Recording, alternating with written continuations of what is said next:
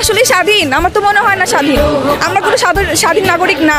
আমরা এখনো, আমার মনে হয় যে 1971 সালে যে দেশ স্বাধীন হয়েছে সেটা শুধু শেখ পরিবারের জন্য, আমাদের জন্য না। যদি আমরা স্বাধীন হতাম আসলেই, তাহলে আমরা আমাদের বাক স্বাধীনতা পেতাম। আমাদের কথা বলতে গেলে ভয় পেতে হয়, আমাদের নিজেদের ন্যায্য দাবি আদায় করতে গেলে ভয় পেতে হয়, এভাবে গণহত্যা হতে হয়, আমাদের সবাইকে মরতে হয়, রাস্তাঘাটে আমাদের ভাই বোনদের মরতে হয়। দেশ তাহলে কোথায় স্বাধীন? স্বাধীন শব্দটাই উচ্চারণ করা যাবে না। আমরা এখনো স্বাধীন না।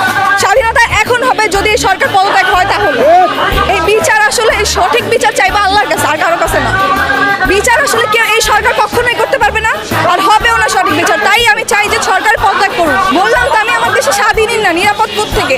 এই যে যেভাবে আমাদেরকে মারা হচ্ছে, এখনো দেখতেছি যে পুলিশ যেভাবে আমাদের সাথে অন্যায় করতেছে। আমরা মিছিল করলে, আমরা গিয়ে আন্দোলন করলে সেখানেও হস্তাহস্তি করা হচ্ছে, সবাইকে এভাবে ধরে নিয়ে যাওয়া হচ্ছে বাসার থেকে, যেখান থেকে সেখান থেকে। তাহলে আমরা কোথায় নিরাপদ?